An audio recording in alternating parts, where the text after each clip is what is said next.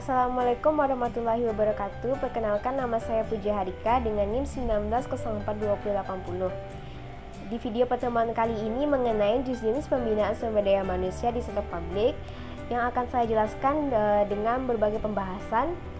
Yang pertama yaitu pengertian pembinaan sumber daya manusia.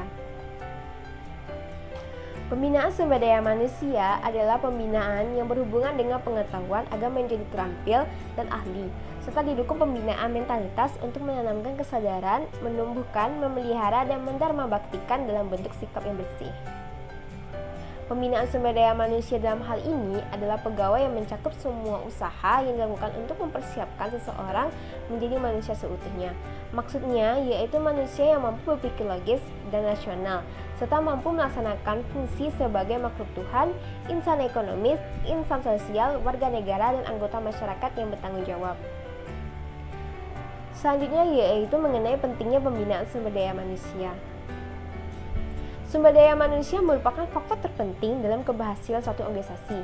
Betapapun modern sarana dan prasarana yang dimiliki suatu organisasi, namun apabila SDM yang dimilikinya dengan berkualitas yang buruk, maka tujuan dari organisasi tidak akan tercapai. Dapat kita ketahui bahwa pembinaan adalah suatu usaha yang dilakukan secara sadar, dilakukan untuk meningkatkan kemampuan karyawan baik teoritis, konseptual, keahlian, maupun sikap dan mental. Untuk itu, pembinaan harus dilakukan secara terus-menerus karena merupakan suatu proses yang lama untuk meningkatkan potensi seorang pegawai. Menurut Wijaya, tujuan pembinaan khususnya kepegawaian adalah segala usaha dan tujuan kegiatan perencanaan, peorganisasian, penggunaan, dan pemeliharaan pegawai dengan maksud untuk mampu melaksanakan tugas dengan efisien. Selanjutnya yaitu mengenai bentuk-bentuk pembinaan pegawai. Bentuk-bentuk pembinaan kepegawai dikelompokkan menjadi 4. Yang pertama yaitu pembinaan kepangkatan. Pembinaan ini bersangkut paut dengan kepangkatan seorang pegawai negeri sipil. Yang kedua, pembinaan jabatan. Pembinaan jabatan ini dilakukan dengan tujuan untuk bersangkut paut dengan satu jabatan tertentu para pegawai negeri sipil. Yang ketiga, ada pembinaan dalam pendidikan dan pelatihan. Yang terakhir, ada pembinaan disiplin, yaitu pematuhan terhadap peraturan dan hukum yang diberlakukan dalam masing-masing instansi secara umum maupun khusus. Yang terakhir yaitu cara atau metode yang dalam mengembangkan keterampilan.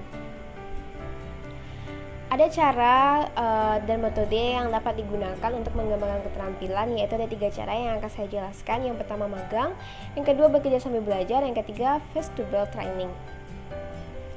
Yang pertama magang. Magang adalah suatu pembekalan pegawai baru dengan cara belajar langsung dengan senior dan diawasi oleh para pakar atau ahlinya.